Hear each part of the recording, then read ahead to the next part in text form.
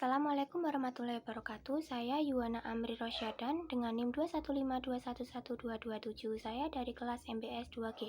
Di sini saya akan menjelaskan mengenai pengertian ulumul Quran secara istilah dan penjabaran teori-teori yang masuk dalam pengertian tersebut. Pengertian ulumul Quran. Ulumul Quran adalah ilmu yang berkaitan dengan Al-Quran.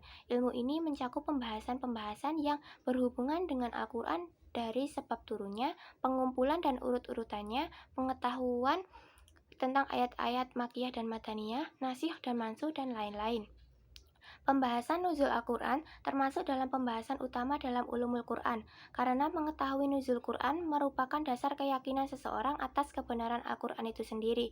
Nuzul Quran memiliki 3 tahapan. Yang pertama adalah diturunkannya Al-Lauh Al-Mahfuz. Hikmah diturunkannya Al-Quran yang pertama ini adalah hikmah diturunkannya Al-Lauh Al-Mahfuz itu sendiri, yang berarti sebagai batu tulis yang diciptakan oleh Allah untuk merekam segala hal yang terjadi hingga hari kiamat.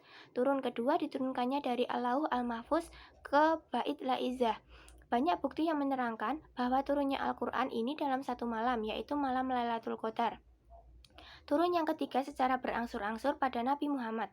Para ulama berbeda pendapat tentang masa risalah ini. Ada yang menyebutkan 20 tahun, 23 tahun, dan 25 tahun.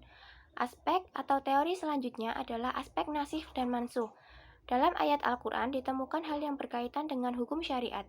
Maka dari itu nasikh dan mansuh diperlukan dalam Al-Quran.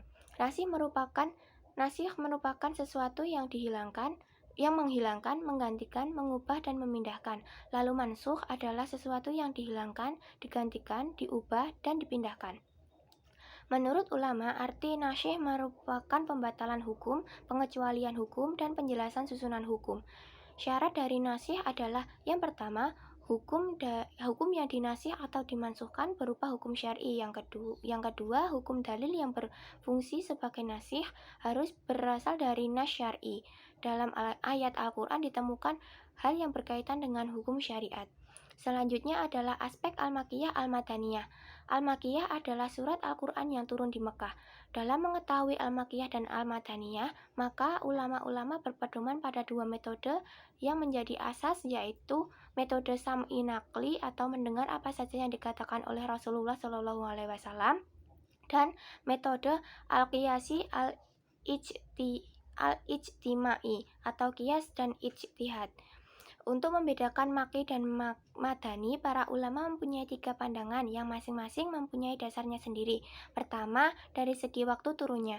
Makiyah adalah yang diturunkan sebelum hijrah meskipun bukan di Mekah. Madaniyah adalah yang diturunkan sesudah hijrah sekalipun bukan di Madinah. Yang kedua adalah dari segi tempat turunnya.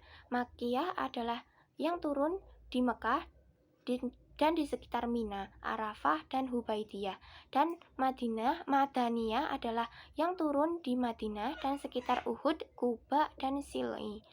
Yang ketiga adalah dari segi sasarannya. Makiyah adalah yang sasarannya ditujukan kepada penduduk Mekah, dan Madaniyah yang sasarannya ditujukan kepada penduduk Madinah. Lalu ilmu muhasabah. Ilmu muhasabah adalah ilmu yang menerangkan hubungan antar ayat atau surah yang satu dengan ayat atau surah yang lain. Ayat-ayat Al-Quran itu kadang-kadang merupakan takhsis atau pengkhususan dari yang umum. Karena itu tampaknya ayat atau surah itu seolah-olah terputus dan terpisah satu sama lain. Karena itu ilmu munasabah adalah ilmu yang penting, karena ilmu ini bisa mengungkapkan hikmah korelasi urutan ayat Al-Quran, rahasia kebalaghahan Al-Quran, dan menjangkau sinar petunjuknya.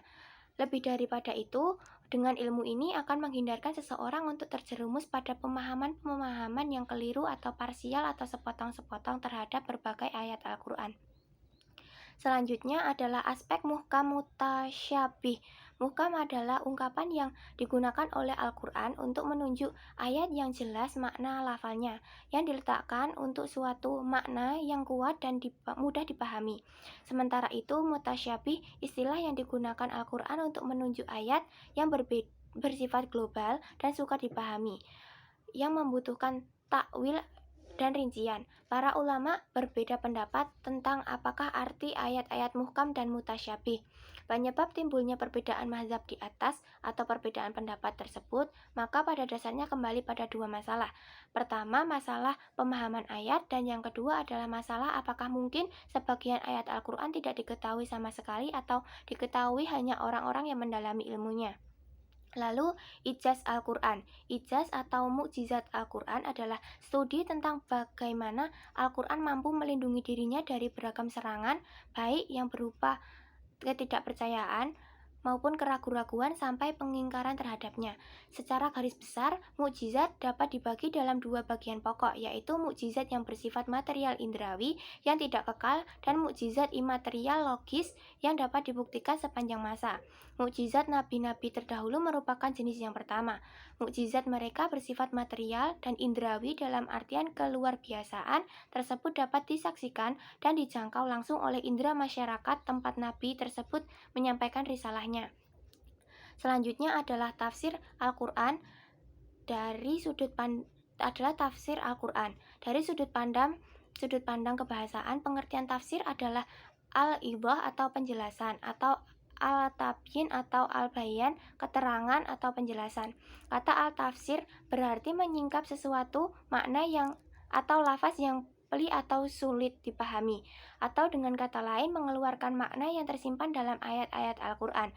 Macam-macam metode tafsir yang dapat digunakan terdapat 4 macam, yakni tahlili, ijmali, muqorin, dan metode ma'udhu'i. Sekian yang dapat saya sampaikan. Wassalamualaikum warahmatullahi wabarakatuh.